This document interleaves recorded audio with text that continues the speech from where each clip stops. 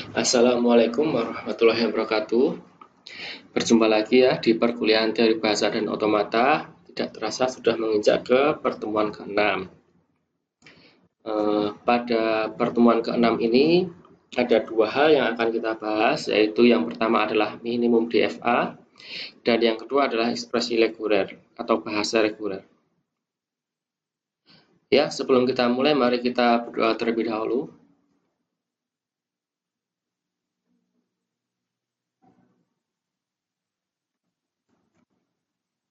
Nah, pada saat kita memiliki finite automata M, ya misalnya, kita dapat mencari finite automata yang ekuivalen dengan meminimumkan jumlah state-nya. Nah, hal ini bisa dilakukan dengan yang pertama adalah mengeliminasi semua state yang tidak dapat diakses. Ya, yang kedua, menggabungkan semua state yang redundan. Untuk lebih jelasnya, mari kita lihat contoh berikut ini. Ini adalah contoh DFA yang tidak minimum. Mengapa bisa dikatakan tidak minimum? Kita mulai dengan hal yang paling sederhana dulu, yaitu kita coba telusuri dari initial state-nya. Ini initial state-nya A ya. A ketika menerima 0 dia akan ke B. A ketika menerima 1 dia akan ke D. B ketika menerima 0 dia akan ke B. B ketika menerima 1 dia akan ke C. D ketika menerima 0 dia akan ke D, dan D ketika menerima 1 dia akan ke E. C ketika menerima 0 dia akan ke D, kemudian C ketika menerima 1 dia akan ke E. Dan E ketika menerima 0 dia akan ke B, dan E ketika menerima 1 dia akan ke C.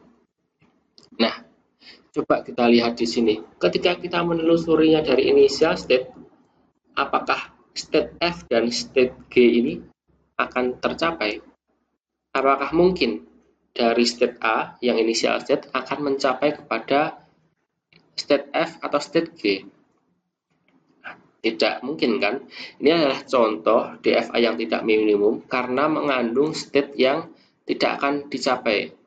Ini ya contohnya ya. Ini adalah salah satu contoh faktornya kenapa ini disebut sebagai DFA tidak minimum ya. Nanti ada hal lain nih.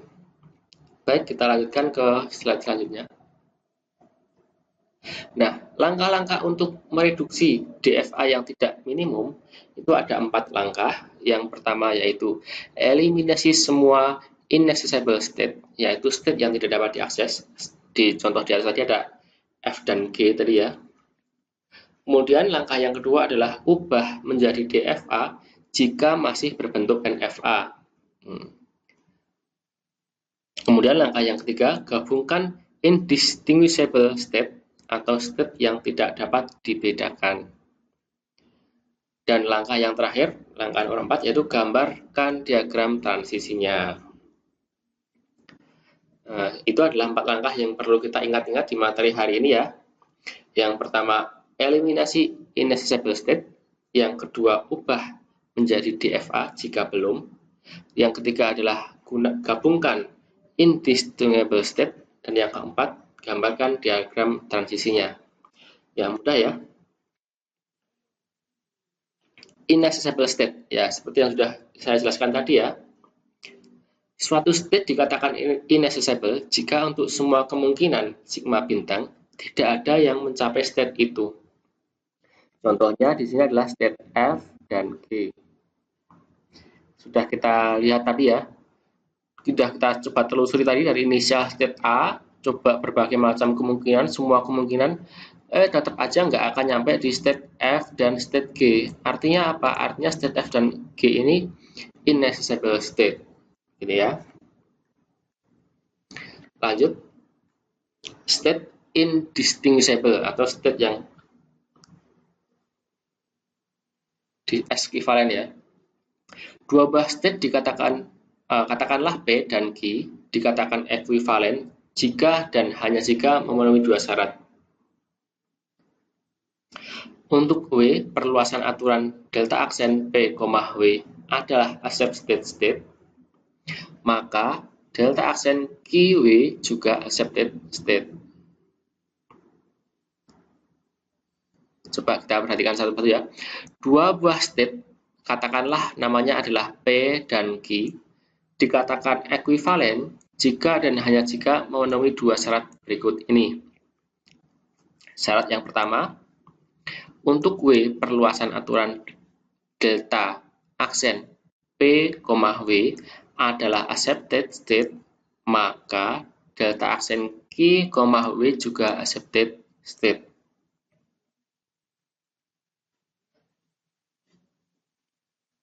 Gitu ya. Jadi kalau P, W-nya accepted, maka Q, W-nya juga harus accepted. Itu jika ekuivalen. Syarat pertama. Syarat yang kedua, untuk W perluasan aturan delta aksen P, W adalah bukan accepted state, maka delta aksen QW juga bukan accepted state. Nah, ini adalah dua syarat P dan Q dikatakan ekuivalen ya. Jadi kalau PW accepted, maka QW-nya juga harus accepted. Kalau PWW-nya bukan accepted, maka QW-nya juga bukan accepted. Nah, dua buah state dapat dibedakan atau distinguishable jika terdapat delta aksen PW dan delta aksen QW, di mana salah satunya adalah accepted state dan satunya lagi bukan. Nah, jadi dua buah state itu dikatakan distinguishable atau dapat dibedakan jika terdapat delta aksen PW dan delta aksen QW-nya salah satunya accepted dan salah satunya lagi bukan accepted. Maka itu dua state yang berbeda. Seperti itu, mungkin ada yang bingung atau ada yang enggak. Kita lanjut aja. Ini adalah contoh penjelasan mengenai distinguishable state ya. Contoh ini antara state A dan C. Bisa diperhatikan di sini state A dan state C ya. Delta aksen A lambda, ini lambda ya, atau string kosong ya, bukan accepted state. Jadi gini, delta aksen A lambda. Jadi state A kalau menerima lambda, dia accepted atau dia akan kemana? Pastinya akan tetap di A ya. Jadi state A ketika menerima lambda, dia akan tetap di A. Hasilnya A ya. Nah, A ini accepted state bukan? Nah, jadi ternyata A ini bukan accepted state karena ini lingkarannya satu ya. Ini malah initial state. Kemudian C. Kita perhatikan C. Delta aksen C, lambda sama dengan apa? C jika menerima lambda dia kemana? Dia tetap ke C kan ya. Nah, kita lihat C ini accepted state bukan? Oh, C ini ternyata accepted state karena lingkarannya dua ya. Berarti A dan C ini adalah distinguishable atau dapat dibedakan gitu ya. Jadi state A dan state C ini adalah distinguishable atau dapat dibedakan. Nah, dalam hal ini, dalam mengeliminasi FA ini, kita mencarinya yang indistinguishable ya, bukan yang distinguishable. Yang kita minimalisir nantinya adalah yang indistinguishable. Kalau yang distinguishable, ini kita biarkan saja. Nah, demikian juga antara B dengan C. Coba B dengan C ya. B ketika menerima string kosong atau lambda, dia akan tetap ke B. B itu bukan accepted state ya, sedangkan C accepted state. Jelas beda. D dengan C. D itu bukan accepted state, C accepted state, jelas beda. A dengan E. A bukan accepted state, E accepted state. Nah, ini juga jelas beda. B dengan E juga pasti beda, D dengan E juga pasti beda. Jadi state A dengan C, state B dengan C, state D dengan C, state A dengan E, state B dengan E, dan state D dengan E ini distinguishable gitu ya. Nah, lanjut, ini adalah contoh yang indistinguishable atau state yang tidak dapat dibedakan ya. Contohnya apa? Contohnya adalah state antara state B dengan state D. State B dengan state D, coba kita perhatikan. Ini state B ya, ini state D.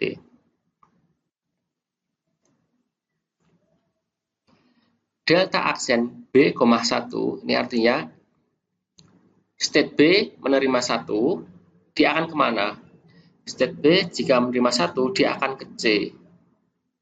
Nah, C ini accepted state bukan? Ternyata C ini adalah accepted state ya. Terus kita lihat D, delta aksen D,1, D ketika menerima 1, dia kemana? D ketika menerima 1, dia ternyata akan ke E. Nah, E ini accepted state bukan? Ternyata E ini juga accepted state. Coba lihat di sini. B menerima 1 akan ke C, yang mana C itu adalah accepted state. D menerima 1 juga ke E, yang mana E ini juga accepted state. Maka antara B dengan D ini disebut sebagai indistinguishable state. Nah, jadi antara B dengan D ini adalah contoh indistinguishable state. Kenapa? Karena ketika menerima 1 sama-sama akan ke accepted state. Kalau menerima 0 gimana? Kalaupun menerima 0 juga akan sama-sama ke non-accepted state. Jadi B ketika menerima 0 akan ke B, yang mana B ini adalah non-accepted state. D ketika menerima 0 juga ke D, yang mana D juga non-accepted state. Jadi sama ya. Jadi B dan D ini disebut indistinguishable. Apakah ada yang lain selain B dan D? Ada ya, yaitu antara C dan E. Bagaimana kita bisa tahu bahwa C dan E ini indistinguishable state? Karena kita coba seperti ini, delta aksen C,1, jadi C ketika menerima 1 dia kemana? C ketika menerima 1 ternyata dia ke E, maka delta aksen C,1 adalah E. Nah, sekarang kita lihat, E ini accepted state atau bukan? Oh, ternyata E ini adalah accepted state. Nah, itu yang C ya. Kemudian coba yang E. Delta aksen E,1 itu E ketika menerima 1 dia akan kemana? Oh, ternyata dia akan ke C ya. Nah, C ini accepted state bukan? Ternyata C juga accepted state. Nah, ini. Mau coba yang lain. Misalnya C delta aksen C,0 ya. C,0. C ketika menerima 0 dia akan ke D. D ini accepted state atau bukan? Bukan. E ketika menerima 0 kemana? Ke B. B ini accepted state atau bukan? Bukan. Jadi sama-sama bukan accepted state. Nah, maka karena sama ya antara C dan D ini sama-sama accepted state dan sama-sama non-accepted state ketika menerima 0, sama-sama ke accepted state ketika menerima 1, maka ini juga indistinguishable state. Nah, maka untuk membentuk minimum DFA atau minimum FA, ini state B dan D ini kita gabungkan, dan state C dan E ini juga kita gabungkan. Dan state F dan G ini juga kita hilangkan karena tidak pernah diakses ya. Nah, kemudian setelah kita menghilangkan apa tadi? State F dan G, kemudian kita gabungkan C dan E, kita gabungkan B dengan D-nya, kita gambarkan diagram transisinya. Maka kita akan mendapatkan STD seperti ini. A menerima 0 ataupun 1, dia akan ke state BD. BD ketika menerima 0, dia akan ke dirinya sendiri, BD juga. BD ketika menerima 1, dia akan ke CE. Ketika menerima 1, dia akan ke CE lagi. Ketika menerima 0, dia akan balik ke BD. Nah, ini adalah DFA minimum dari FA yang di atas tadi yang tidak minimum ya. Ini adalah hasilnya. Seperti itu, mudah-mudahan jelas ya. Itu tadi adalah materi tentang minimum DFA ya. Nah, seperti biasa, ini adalah latihan soal. Silahkan dikerjakan. Buatlah ini menjadi minimum DFA ya. Buatlah ini menjadi minimum DFA juga. Ini juga silahkan dibuat menjadi minimum DFA. Ada 3 latihan soal untuk mengenai minimum DFA ya. Kemudian kita lanjut ke materi selanjutnya yaitu ekspresi reguler atau regular expression. Tapi pada pertemuan ini kita hanya sekilas dulu ya. Insya Allah mungkin kalau jika ada waktu kita lanjutkan minggu depan. Nah, seperti yang pernah kita pelajari di awal sebelumnya ya, bahwa finite state automata atau finite automata yang terdiri dari NFA dan DFA dan NFA dengan move ini semuanya menggunakan tata bahasa ekspresi reguler atau merupakan tipe bahasa ketiga atau merupakan tipe bahasa reguler. Jadi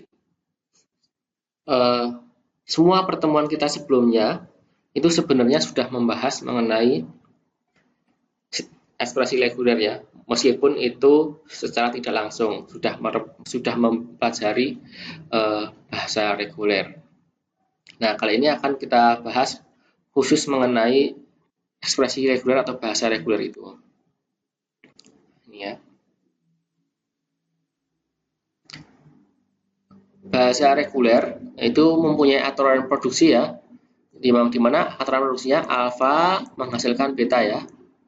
Sudah kita pelajari sebelumnya, di mana alfa adalah sebuah simbol variabel dan B adalah maksimal memiliki sebuah simbol variabel yang terletak paling kanan.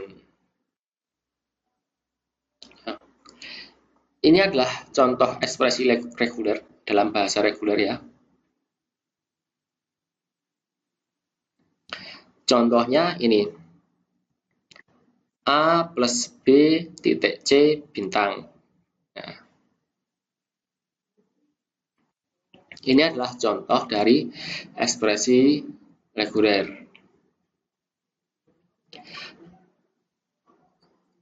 Menggambarkan bahasa A, BC bintang. Jadi ekspresi regulernya ini bahasanya ini ya.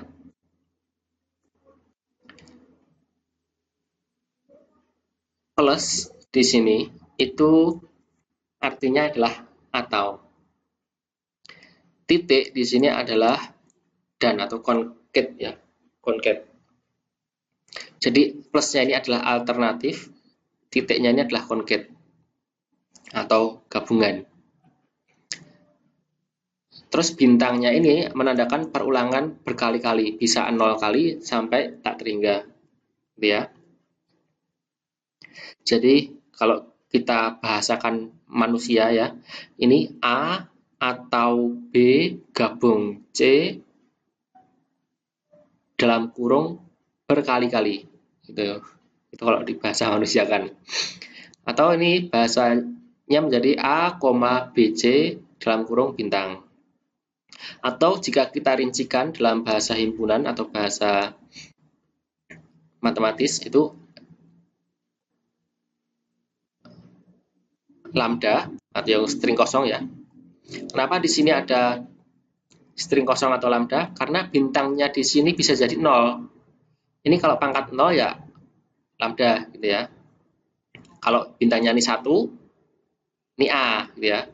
Bisa A Atau bisa juga A-nya tidak ada, tapi BC, gitu ya. Jadi ketika ini bintangnya 1, ketika ini bintangnya 1, ini bisa saja A saja, gitu, atau bisa BC saja. Tuh, ini karena plus ini artinya adalah atau ya. Nah, begitu. Terus ketika ini ya 2, maka ini bisa AA ya. Atau bisa juga ABC, bisa juga BCA dan seterusnya gitu ya.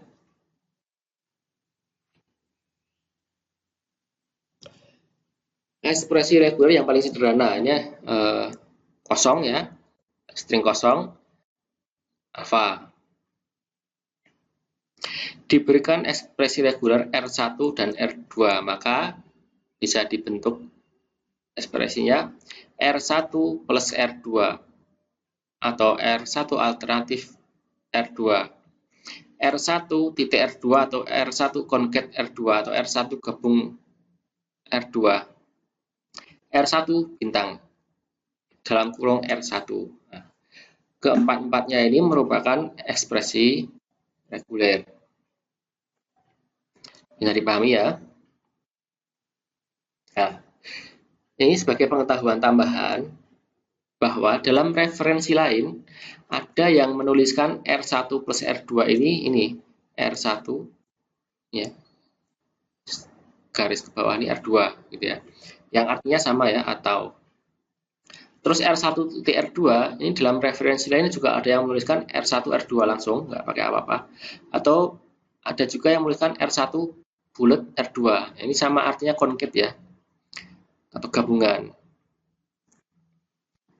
Ya, ini sekedar pengetahuan tambahan aja. Nah, jadi jangan bingung ketika melihat video lain di YouTube atau di referensi lain, ini artinya sama saja.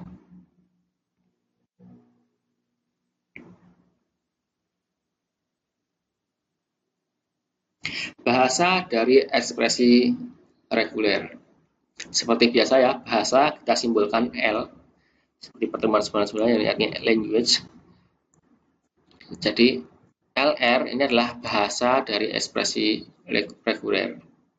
Contoh, L A plus B titik C dalam kurung bintang. Ini yang tadi ya.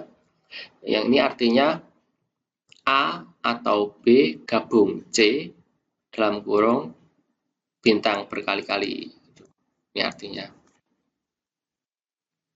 Nah,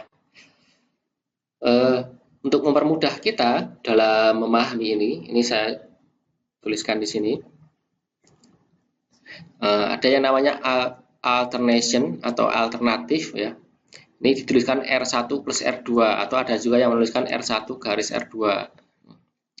Nah, R1 plus R2 ini jika kita gambarkan dalam STD ya, maka gambarnya akan seperti ini. Initial state-nya Q0, epsilon ini bisa saja menerima string apapun, atau bisa saja tidak menerima string apapun, bercabang mau ke R1 atau R2 terus. Nah, ini artinya R1 plus R2. Terus ada juga concatenation ya, atau penggabungan concat ya. R1 titik R2 atau R1 R2 atau R1 apa ini O R2 gitu ya. R1 O R2. Nah, ini penggabungan artinya apa? Kalau dituliskan dalam STD atau state transition diagram artinya ini awalnya dari Q0 misalnya, kemudian menerima sesuatu input, kemudian ke R1, kemudian menerima input lagi ke R2, selesai gitu ya. Jadi digabungkan antara R1 dengan R2-nya. Kemudian R bintang atau bintang ini disebutnya sebagai Klein closure ya. Ini artinya perulangan berkali-kali. Ini dari Q0 menerima epsilon ke R. R-nya ini bisa muter berkali-kali. berapapun, bisa nggak muter sama sekali, bisa muter berkali-kali. ER hampa, ini simbol kosong ya.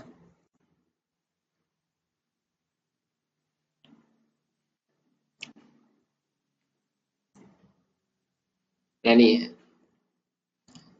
bahasa kosong adalah kosong, bahasa alfa adalah bahasa lambda adalah lambda, bahasa alfa adalah alfa. Bahasa R1 plus R2 adalah bahasa R1 union bahasa R2. Gitu ya. Karena di sini ini artinya atau ya.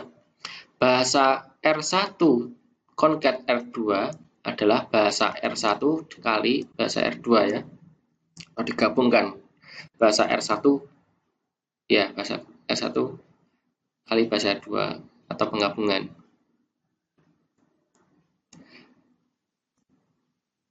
Bahasa R1 bintang sama dengan dalam kurung bahasa R1 dalam kurung bintang.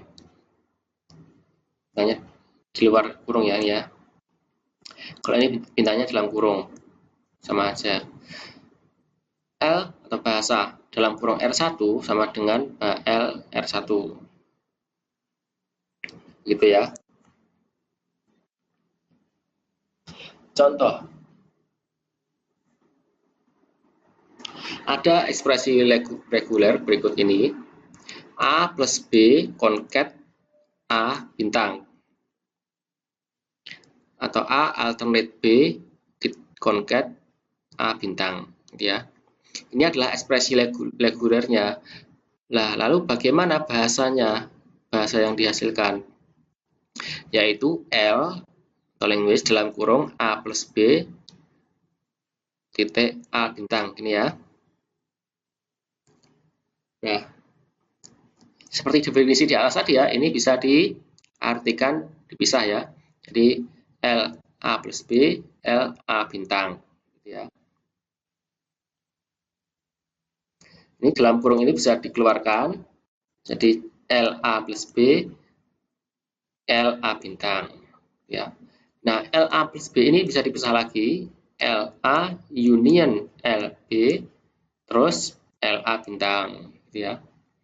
L A itu sama dengan A ya. A, L B sama dengan B. L A bintang sama dengan A bintang ya. Jadi di sini ini dalam kurung ya. Dalam kurung A union B dalam kurung A bintang. Nah, ini bisa kita tuliskan dalam kurung A, B ya. Terus dalam kurung lagi A bintangnya apa? A bintangnya itu kalau dari 0 ya lambda A, AA, AAA, dan seterusnya. Atau ini bisa kita tuliskan A, AA, AAA, dan seterusnya, terus B, BA, BAA, dan seterusnya. Ini adalah hasil bahasa dari ekspresi reguler ini ya. Ini ekspresi regulernya, ini bahasanya ya. Nah, tadi sebelumnya sudah ada latihan 1, 2, 3 ya. Ini sekarang ada latihan lagi, latihan 4. Tentukan LR atau bahasa reguler dari ekspresi reguler berikut ini. Nah, ini adalah ekspresi regulernya. Bagaimana bahasa regulernya? Nah, jawabnya nih LR sama dengan apa? Ya. Terus tentukan LR atau bahasa reguler dari ekspresi reguler berikut ini. Ini ada R sama dengan AA dalam kurung bintang, BB bintang, B. Ini nanti bahasa regulernya apa ya? LR sama apa? Nah, ini adalah latihannya. Begitulah perkuliahan kita hari ini. Sementara ini dulu. Silahkan dikerjakan latihan soalnya untuk mengasah otak, pikiran, dan pemahaman ya. Seperti biasa dikumpulkannya di elearning.winsuka.ac.id ya. Begitu dulu perkuliahan kita pada hari ini. Banyak salah, mohon maaf. Wassalamualaikum warahmatullahi